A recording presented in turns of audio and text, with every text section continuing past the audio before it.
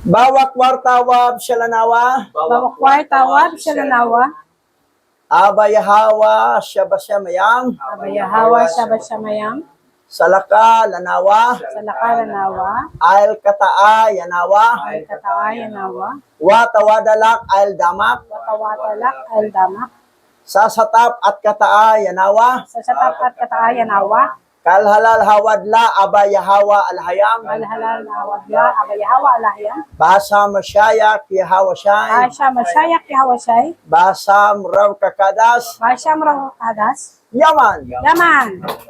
Yan. Okay, nandito na tayo sa chapter 2 ng the first book of Maccabees. Sa unang aklat ng Macabeo. So, okay. Tingnan natin ang kasunod na kabanata. Mukhang maganda ito. Dito makikita natin mga pasaway ng mga Hebrew Israelite dito panahon nito eh. Walang tulong ni Abba Yahweh dahil pasaway nga eh. Okay. Basa. Ang unang aklat ni Macabeo, Kabanata 2, verse 1 to 70. Noong panahong iyon, isang saserdote mula sa angkan ni Warib ang umalis sa Jerusalem at nanirahan sa Modin. Siya'y si Matatias, na anak ni Juan, at apo ni Simeon, na saserdote. May 5 siyang anak na lalaki. Ang mga ito ay si Juan, na tinatawag ding Gadi, si Simon, na tinatawag namang Tasi, si Judas, na tinatawag na Macabeo, si Eleazar, na tinatawag na Abaran, at si Jonathan, na tinatawag namang Afo. 5 ang anak ni Matatias. At yung 5 niya, yung bigatin dito, ito si Judas na tinatawag na Macabeo. So, ito yung mandirigma. Okay, tuloy tayo. Nasaksihan ni Matatias ang kalapastangan ng nangyayari sa Judea at sa Jerusalem. Nasabi niya ang ganito, "Bakit pa ako ay pinanganak para masaksihan ko ang kaapihan ng aking mga kababayan at ang pagkawasak ng banal na lungsod? Magwawalang bahala na lamang ba ako samantalang ganito ang ginagawa ng kaaway sa lungsod at sa templo? Parang lalaking walang dangal ang templo ng alahayam. Mga gamit ay sinimot, mga sanggol ay dinurog, at kabataan ay tinuhog. Mga palasyo'y kinamkam ng lumupig na dayuhan." O, pansinin mo ha.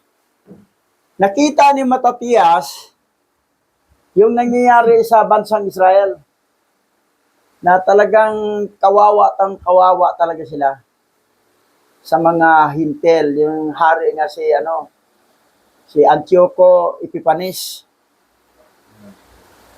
Walang proteksyon ni Abba Yahweh kasi maraming mga Hudyong mga taksel, mga double kara. Hindi tapat talaga sa kautusan sa Torah ni Yahweh o sa pagsamba ng Sabat, mga tulibagbag. Walang proteksyon ni Abba Yahweh. Nasaksihan niya ni Matatias. Sabi niya, bakit pinanganak pa ako na masaksihan ko ang mga nangyayari sa bansa? Parang ako, mapaiyak din ako. Kasi ito yung mga lahi kasi natin, yung mga remnant Hebrew Israelite tayo, kung bakit tayo napunta rito, dito na tayo napanganak. Dahil sa mga ninuno nga natin, mga pasaway talaga. Pero kung tapat lang, kahit ilan pang bilyon o trilyon na mga kaaway, talo. Paulanan lang ni Abba Yahweh yung mga granizo, yung mga bato na yelo. Yun lang katapat yan. Saka yung mga anghel tumulong sa pagdigma ng mga kaaway. Kaya lang ito, pag pasaway kasi, ang nangyari, wala nang proteksyon. Ito nasaksihan ni Matatias. Kawawa talaga ang mga Israelita. Pero mo ba, mga bata pinatay, tinuhog pa? Pinabayaan na lang ni Yahweh kasi pasaway kasi. Yun ang sinabi ko, sa ating mga remnant Hebrew Israelite dito, pag mga pasaway, tiwalag talaga yan. Hindi pwedeng kusintihin mo yun. Dahil madadamay tayo sa kasalanan niya. Yung ginawa ni Akan, siya lang nagkasala, ha? Damay buong Israel, talo sila sa iyay. Ganun yun. Ito naman mga pasaway, akala siguro nila hindi sila pasaway. Akala nila hindi sila pasaway, akala nila tama yung mga ginagawa nila. Mali. Hindi sila sumunod sa turay. Ano yung kautusan ni Yahweh, sundin talaga yan. Okay, tuloy tayo. Napaiyak tayo dito. Basa. Palamuti ay sinamsam, kalayaan ay inagaw, at sila'y inalipin pang lubusan. Dating kay gandang dambana, tingnan ninyo ngayon at sira. Kanilang nilapastangan ng templo ni Yahweh. Ano pa ang halaga ng mabuhay? Sa tindi ng dalamhati, sinira ni Matatyas at ng kanyang 5 anak ang kanilang kasuotan. Nagsuot sila ng damit pangluksa at nanangis ng buong pait. Ang mga opisyal ng hari na inatasang pilitin ang mga taong sumamba sa mga Diyos-Diyosan ay nagtungo sa lungsod ng Modain upang utusan ang mga taga roon na maghandog sa mga altar ng pagano. Oh, kita mo yun, ha?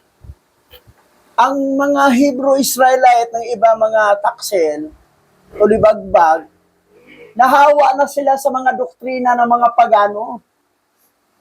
Lalo na sa ating bansa. Ito, Pilipinas, na bansang offer dati. Na ang ating mga ninuno dito natapon, tayo ang mga kapu-apuhan. Yung mga pagano, ang practices, birthday, hindi mo ba alam na yung mag-birthday ka, maglagay ka ng kaluluwa sa mga demonyo? Nagkakaroon sila ng... At ang mga demonyo magkaroon ng kaluluwa, pwede na sila magmulto.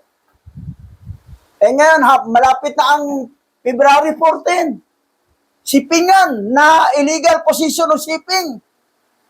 Satanic practices yan. Satanic celebration. Cornelia Festival. Yun ang nangyari kung bakit sila, pero mo ha, silang Matatyas, yung 5 niyang anak, pinunit lang mga damit nila. Gilagyan lang abo. Nagluksa sila, nagtangi sila. Bakit ka dito? Ano nangyari ng aming bansa ngayon? Bakit? Dahil kasi sa mga pasaway na ibang mga Hebrew Israelite. Ngayon, sa atin ngayong kapanahonan, nakikita natin ang mga error ng mga Hebrew Israelite, na mga taksil, mga pasaway, na nahumaling sa mga doktrina ng mga pagano. Dapat may aral tayo at hindi natin sila gayahin para hindi mangyari sa atin ang nangyari sa kanila. Nakakalungkot nga eh. So yan. Kayong nanonood sa YouTube channel na mga Remnant Hebrew Israelite, minsan tumatawag pa kayo sa mga fallen angel. Doon ninyo sinundan yung Bible na doctorated, Bible na corrupted, Bible na product by Vatican Canon Law. Nandoon pa rin yung mga pangalan ng mga fallen angel na sinamba ng isang katauhan. Nakita ko yung mga ibang remnant Hebrew Israelite, tumatawag pa, gagamit pa ng God, God, Lord, Lord. Baal yan, Satanas yan. Alam natin, ang title ni Yahweh ay Alahayam.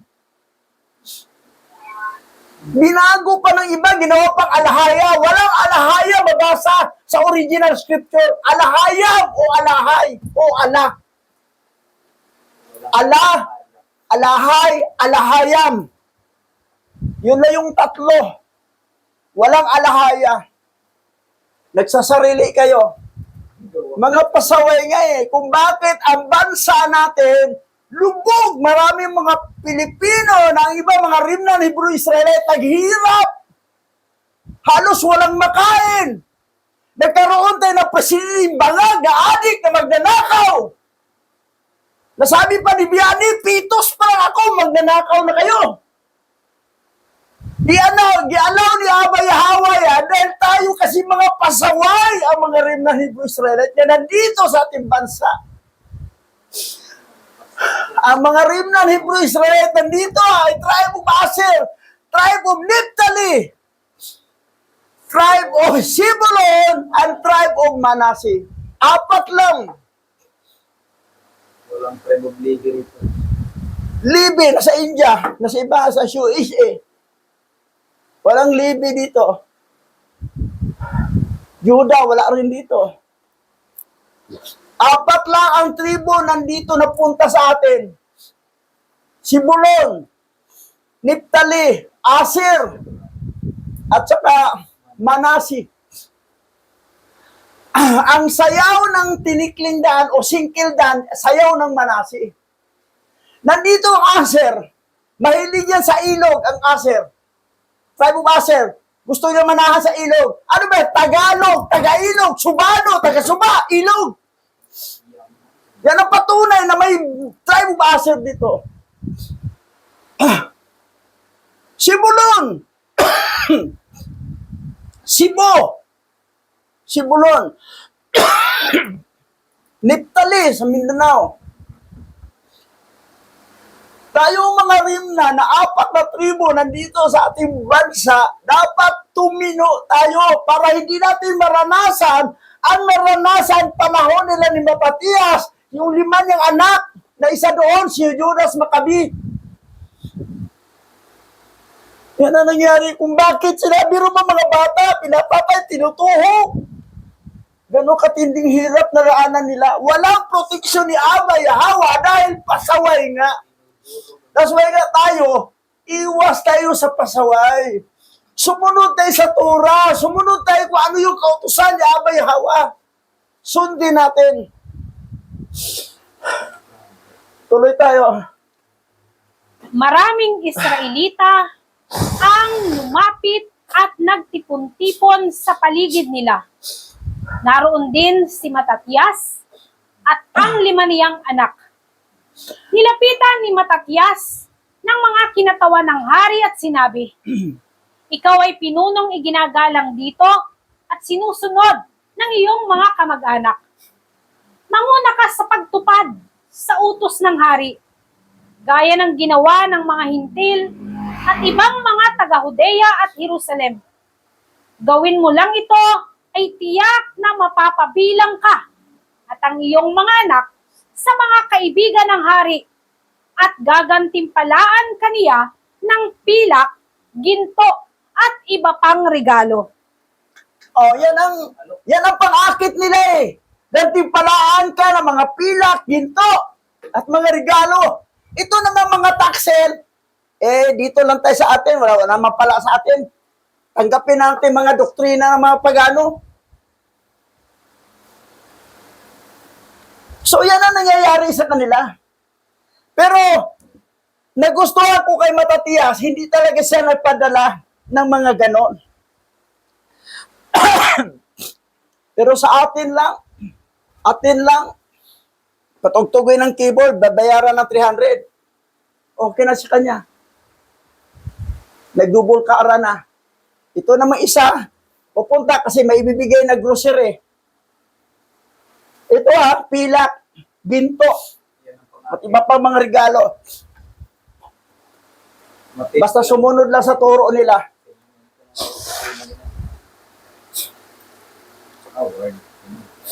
Yun na nga, na hindi tayo magpapadala. Ano yung kautusan na inaatang sa atin ng ating Creator na si Abay Hawa Al-Hayab? Sumunod na lang tayo, wag na tayong kukontra sa hirap at sa ginawa. Kaya lalong mapahirapan tayo, mapabayaan tayo ni Abay Hawa, walang proteksyon dahil pasaway nga. Si Aba Yahawa, pag makita niya mga anak ng pasaway, tuwayaan lang niya. Wala nang proteksyon. So yan ang nangyayari sa kanila ngayon. Okay, tuloy tayo.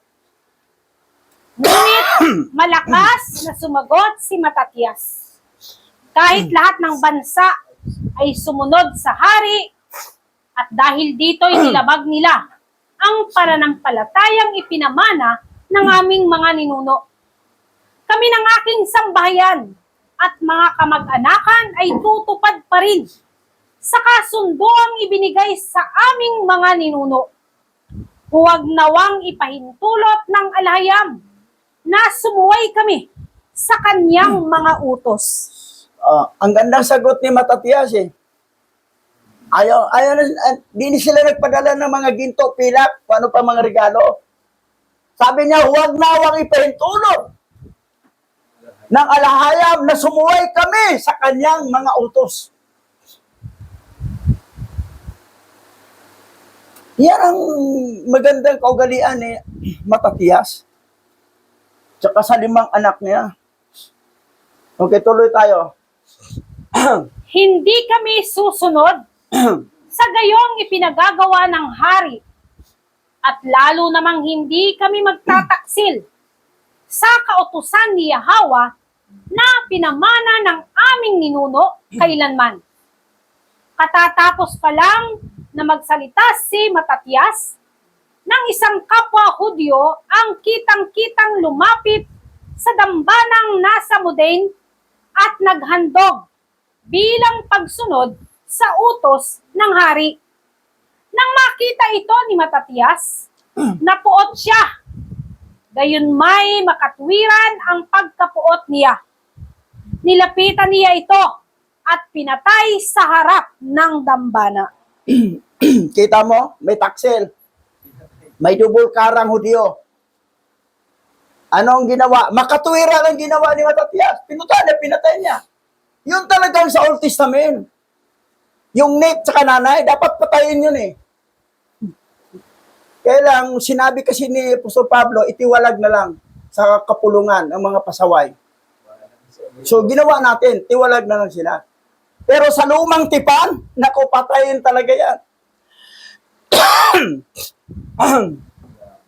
Pero itong dalawa naman na pasaway, akala nila tama yung mga ginawa nila, hindi nila alam, mali. Yung isip na nilinglang, gumamit pa ng abogado. Akala nila madala ko sa abogado niya. Okay, tuloy tayo. Pinatay rin niya ang sugo ng haring pumipilit sa mga tao na maghandog sa dambanang pagano. Pagkatapos, sinira niya ang dambana. Sa ganitong paraan, ipinakita niya ang kanyang pagmamalasakit sa kautusan ni Yahawa gaya ng ginawa ni Pinehas nang patayin nito si Zemre na anak ni Salo.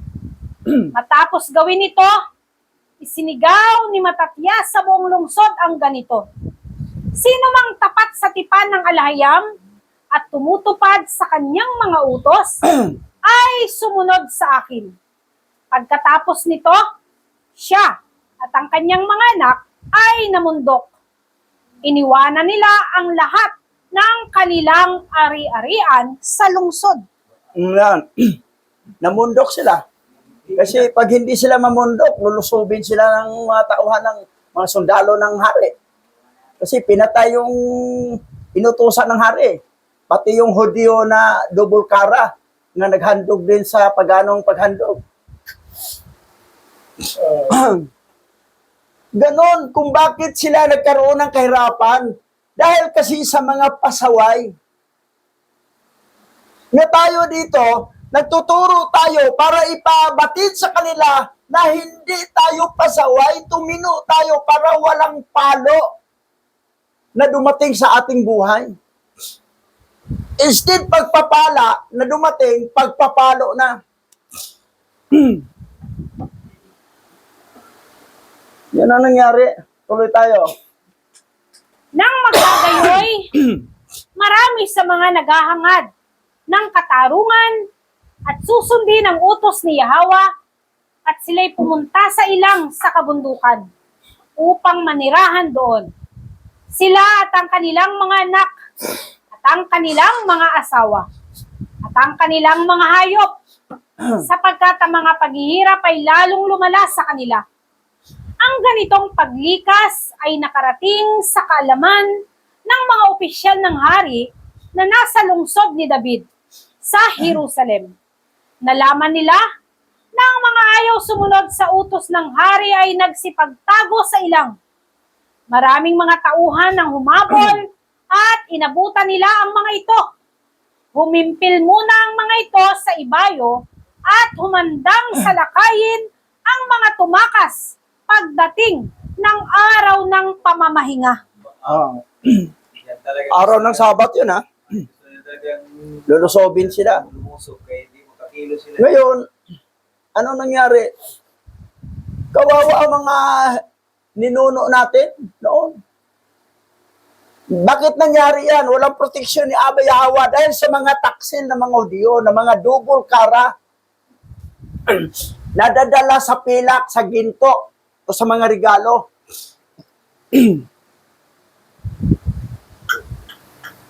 Ngayon, tayo, kayong nanood sa YouTube channel ng mga Remnant Hebrew Israelite, kayo ba'y makipag-compromise sa mga katuruan ng mga pagano? Tandaan natin, yung mga celebration ng mga Christian, pagano po yan. Satanic po yan. Mga pangalan na kalagay sa 66 book ng Bible, puro pangalan ng Pauline Angel yan, nga naging mga satanas na tinawag sinasamba. May isang classmate ko sa masteral. Patay na. At least, nasabihan ko siya. Talagang pinaglaban niya ang Pauline Angel. Dahil hindi naman niya alam na Pauline Angel satanas yun. Alam ko, nasa Hades na siya ngayon. Yan ang nangyari. Kaawawa. Yun ang dahilan kung bakit tayo puspusan tayo ng aral para magising ang mga tulog ng mga Remnant Hebrew Israelite, pati yung mga hintil na mga ilik, na mga binhi ni Yahweh, na mga hintil, na magising din. Kampante na kayo sa 66 mo, kinagisna na namin to. Kinagisna ko na God talaga ang tawag. Lord, Jehovah, Yahweh, Elohim, Jesus Christ. Yan lahat na yan ay fallen angel nga naging satanas. Paano ka mapuntang langit at tinatawag mo mga fallen angel na mga satanas? Di magsama-sama kayo sa impyerno. Doon ang bagsak nila eh. Yung puspusan tayong nangaral at binabatid namin ang katuruan dito sa Akwat ng Makabiyo para malaman nyo anong nangyari ng mga Hebrew Israelite panahon nila, kung gaano sila naghirap dahil sa pasaway ng mga Hebrew Israelite. Gusto ba ninyo mangyari din sa atin ang nangyari sa kanila? Yan. Tuloy tayo. Bago sumalakay, ay binalaan muna sila. May panahon pa. Lumabas kayo at sundin ang utos ng hari at hindi namin kayo papatayin. Sa panawagan nila'y ganito ang sagot, hindi kami lalabas. Hindi kami susunod sa utos ng hari na lapastanganin ang araw ng pamamahinga. Kaya't lumusob agad ang mga kawal ng hari. Ngunit hindi lumaban ang mga Hudyo. Ni isang bato'y hindi sila naghagis. Hindi rin nila nilagyan na ng pananggalang ang bungad ng mga yungib na pinagtataguan nila. Kita mo ha, lulusobin na sila.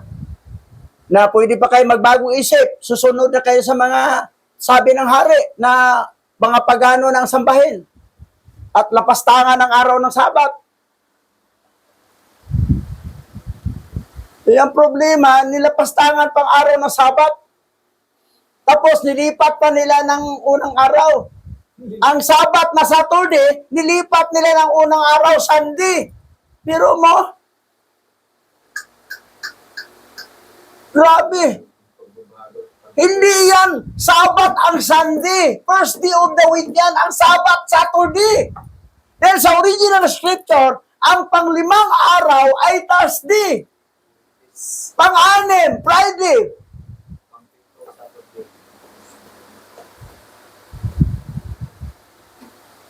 So yan. Yan ang nangyari. Tingnan mo sila. Kahit lapastangan, minsan kasi, marami kasi kung paninda, sayang sa bado. Yeah. Kailangan magtrabaho kaya hindi ka uwi. Kailangan magtrabaho. Paano kami mabubuhay pag di magtrabaho kami? Isabat yan eh. May mga pasaway talaga eh. Mahina talagang. Ito na ngayon ang tribulation nila eh. Tuloy. Ang sabi nila, mamamatay kaming malinis ang aming budhi. Ang langit at lupa ang saksi namin sa walang katarungang paglipol ninyo sa amin. Sa araw nga ng pamamahinga, nang sumalakay ang mga kawal ng hari, may 1,000 tao ang napatay. Kabilang ang mga ina at mga bata. Pati ang kawan nila ay nalipol rin. Ang nangyaring ito ay nabalitaan ni Matatias at ng kanyang mga kaibigan. At ipinagdalamhati nila ito. Napag-usapan nila, kung hindi tayo magtatanggol sa ating sarili laban sa mga pagano, gaya ng ginawa ng ating mga kapwa Hudyo, ay mauubos tayo. Yan. Yan sa tamang isip ni Matatias.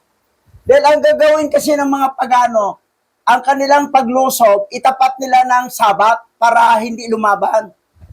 Ang sabi niya, ay hindi, labanan natin kahit araw na Sabat, mauubos tayo dito. Pag gano'n. Hindi naman nagtatabaho sila ng Sabat, kundi nagdepensa ng sarili kung gigirahin sila ng araw na Sabat. Kaysa magpataraan na lang sila para mamatay. So yan ang tribulation nila. May mga tapat na mga Hudyo pero may mga pasaway kasi. Madamay. Dahil nahumaling sa ginto, sa pila, at sa mga regalo. Ganon rin, nahumaling sa 300, natugtog ng keyboard sa pagsamba ng simbahan ng pagano. Tapos ito naman, simbahan ng pagano, may mga grocery. Wala talaga eh. Ang babaw. Tapos naghanap pa ng katarungan. Anong katarungan? Wala kang katarungan. Pasaway ka eh. Dapat patayin ka eh. Tuloy tayo. Kaya noon day nagkaisa sila. Mula ngayon, kahit araw ng pamamahinga, lalaban tayo upang hindi tayo matulad sa mga Hudyong kasamahan nating napatay nang walang laban sa kanilang taguan. Isang pangkat ng matatapang na Hudyo ang sumanib sa kanila. Ang mga ito'y mga tapat na tagasunod ng kautusan ni Yahweh. Naragdagan pa sila ng maraming tumatakas dahil sa nangyari. Nagkasundo silang magsama-sama at bumuo ng isang hukbo. Yan.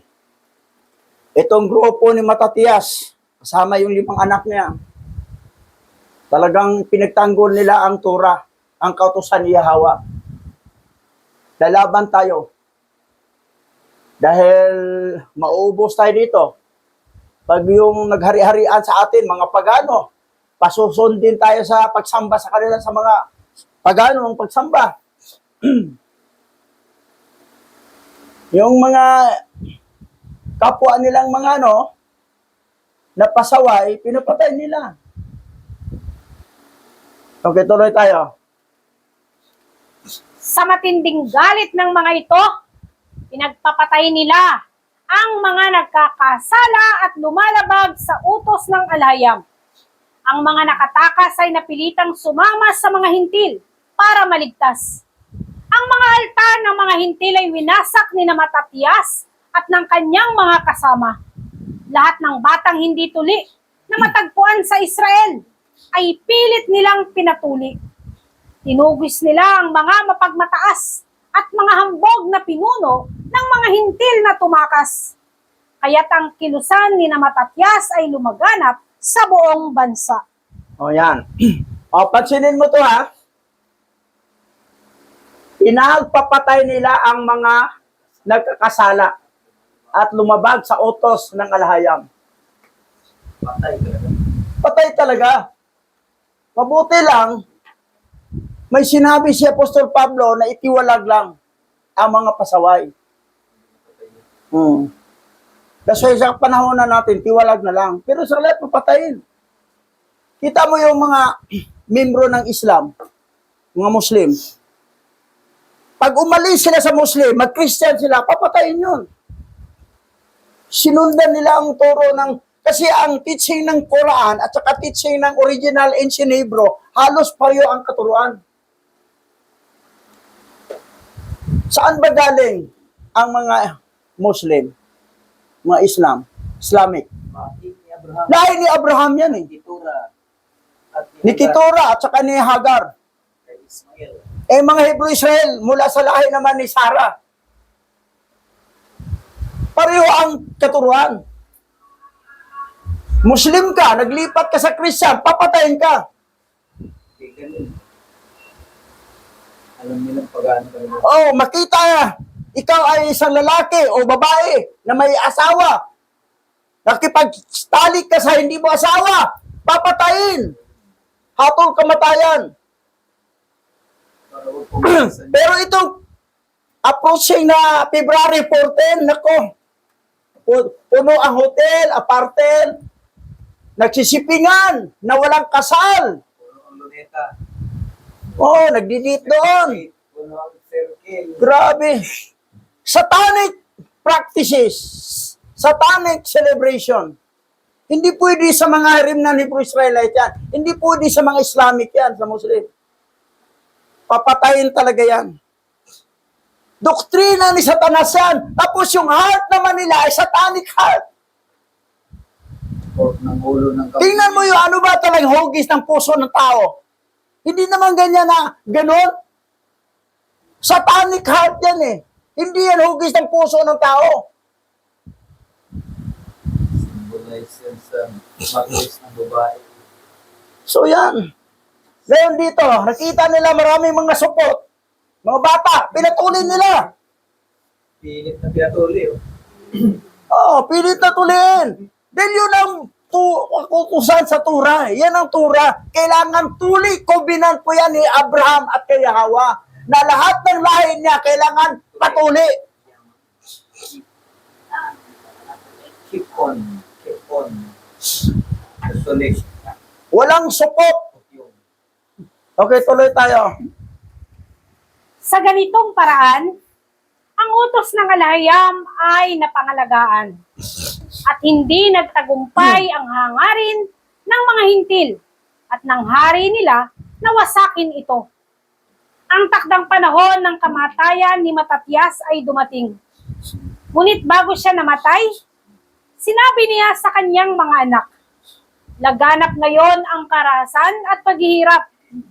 Mga mapagmataas ang nasa kapangyarihan at tayo'y hinahamak. Kayo, mga anak ko, ay dapat maging matapat sa kautusan ni Yahweh. At kung kinakailangan, ay handang ibuwis ang buhay para sa tipan ng alahayam sa ating mga ninuno. Oh, yan. Yan ang bilin kasi matanda na sa Matatyas eh. Ibilin na sa mga lima niyang anak na lalaki. Na kailangan talaga sundin ang kautusan ni Yahweh o ang Torah. Kung sakali ibuhis ang buhay para sa pagdepensa sa kautusan ni Yahweh. Ngayon, tayo naman dito ngayon, tayo na yung marang Makabiyo o mga lahi ni Matatyas na lumalaban talaga. Kasi ang ibang remnant Hebrew Israelite, ginagamit pa rin Bible pa rin ang mga corrupted. Ma-mention pa nila ang God, ang Lord. Fallen angel yan, Satanas yan. Si Gadrilo. Si Baal. Sipan. Yun ang nangyari kung bakit tayo nagkawatak-watak pa rin, dumaranas pa rin ng kahirapan, walang totally full protection mula kay Hawa kasi may mga pasaway pa. Ngayon, lumalaban tayo sa kautusan ni Hawa. O, tuloy. Alalahanin ninyo ang ginawa ng ating mga ninuno noong kanilang kapanahunan. Sundin ninyo ang kanilang halimbawa at kayo'y gagantimpalaan ng karangalan at lubos na katanyagan. Hindi ba't si Abraham ay sinubok at nagtagumpay?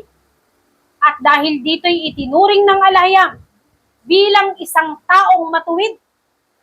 Sa panahon ng kahirapan, sinunod naman ni Jose ang kautusan ni Yahwa at siya ay naging tagapamahala ng Ehipto. Dahil sa maalab na paglilingkod ng ating ninunong si Pinehas, natamo naman niya ang kasunduan ng walang hanggang pagkasaserdote. Sa pagtugon ni Josue sa utos ng alahayam sa kanya, siya ay naging hukom ng bayang Israel. Kabisado ang story ni Matatias na binanggit sa kanyang mga anak na kailangan sundin natin ang Torah, ang kautusan ni Hawa. O, tingnan mo si Joseph.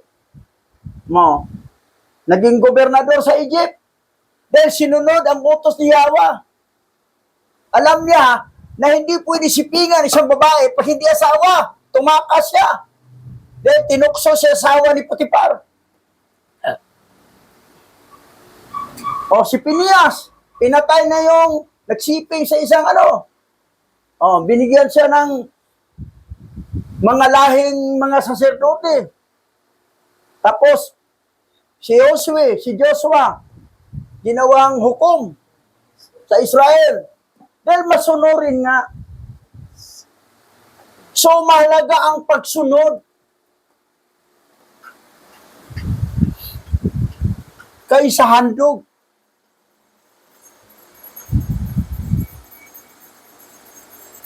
So, yun ang binanggit ni na doon kay Samuel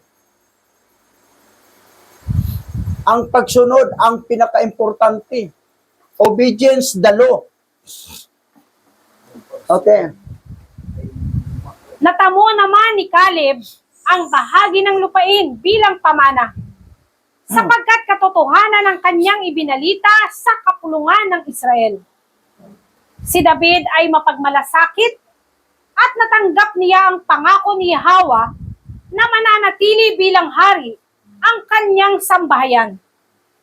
Sa masigasig na pagpapatupad sa kautusan ni Yahwa, si Elias ay iniakyat sa kalangitan.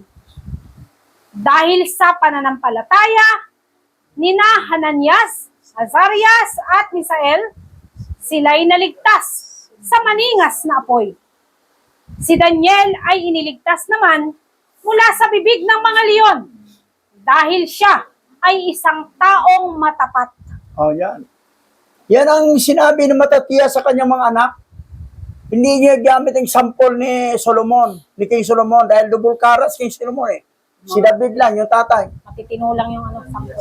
Asarias at Misael. Ito yung sa katabing tigo, Matitino lang yung ginawang sample. Babilon niya, sinunog sa pugon. So yan, talagang bago namatay si Matatias, talagang pinagbilinan, tinuruan talaga, dinoktrinahan talaga niya ang mga anak niya na ito ang gawin. Ito ang ginawa ng ating mga ninuno. O ito rin. Ngayon naman, sa atin, doktrinahan natin sa Torah, sa kautusan ni Yahwa, ang mga remnant Hebrew Israelite na nandito ngayon. Na sinusundan natin, nalaman natin sa original scripture na meron tayo. Hindi yung scripture na product by Vatican Canon na 66 book, na dinoktor na, binago na, kinurap na. Mga pangalan ng Pauline Angel na naging Satanas. At yan ang sinamba, yan ang sikat na Biblia sa buong mundo na talagang pinuri nila. Walang kamalay-malay, tinatawag nyo mga Satanas.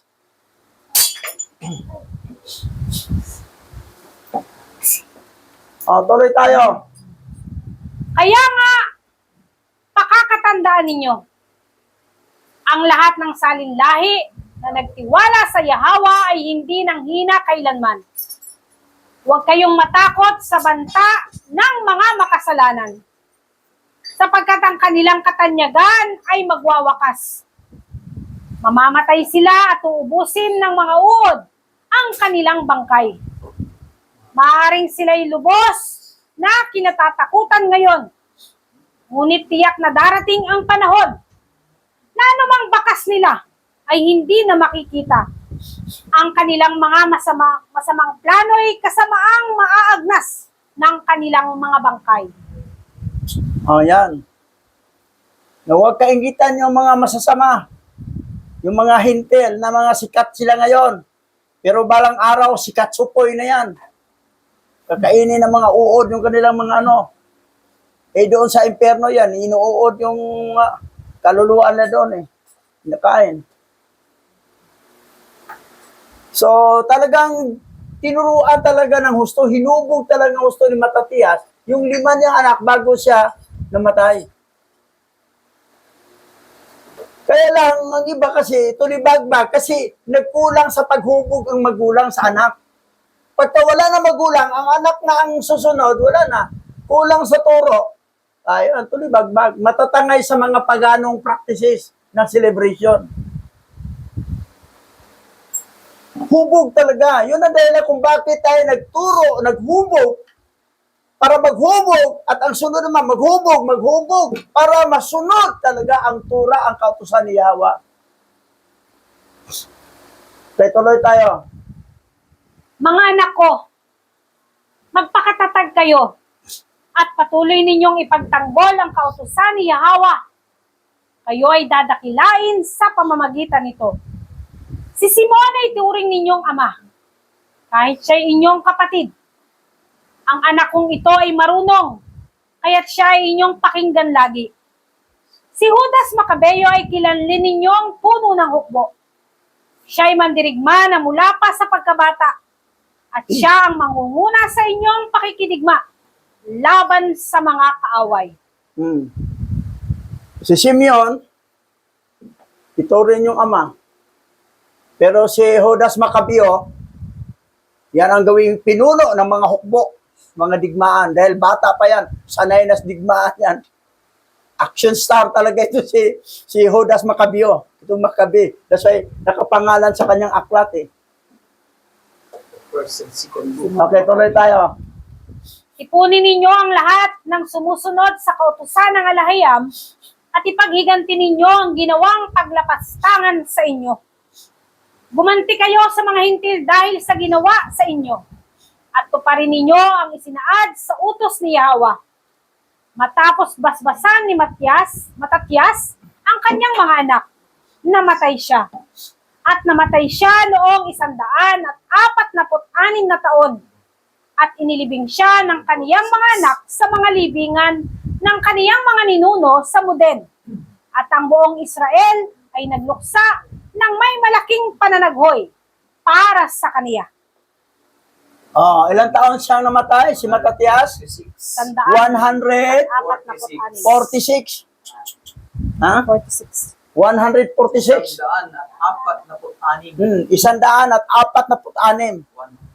146. 146 ang edad. Matanda na talaga. Hindi, no? Umabot siya ng gano'n. 146 So, years. namatay siya sa katandaan, hindi siya namatay sa gira. 4 na taon na lang, 150 na. So, ganun. 146. Pero maganda, tinuruan niya ng gusto ang kanyang mga anak na kailangan tuparin. Tuparin ninyo ang isinaad sa utos ni Yahweh. Tuparin talaga. Kaya lang, nagkaroon ng problema ang bansang Israel, tayo na mga rimna na nagkalat sa 4 na sulok ng mundo. Kasi may mga rimnan Hebrew-Israelite na hindi pa rin matino, hindi pa rin sumunod sa Torah, tulibagbag pa rin. doon pa rin sumunod sa mga turo ng mga pagano, na doktrina ng mga pagano, celebration ng mga pagano, yung birthday, yung Valentine's Day, yung ano pa nila, yung New Year nila. Hindi yan totoong New Year. Christmas. Tapos yung Pasko nila. Christmas. So, yan ang nangyari eh. Kung bakit tayo, nandito pa rin tayo sa kahirapan, kasi sumusuway. Ngayon, itong mga pasaway dito, tanggal, iwalag, para hindi tayo madamay. Yun lang. Sa kanila, pinapatay talaga nila ang mga pasaway. So, nakita natin ang ating mga ninuno. Napag-aralan na natin ang book of yung Jasher, gaano yung protection ni Yahweh sa mga Hebrew Israelite na masunurin. Ito may tulibagbag na, wala na protection. Mabuti naman, may ilan pa mga Hebrew Israelite na lumalaban. Katulad nito nila ni Matatias, nila ni Judas Maccabi.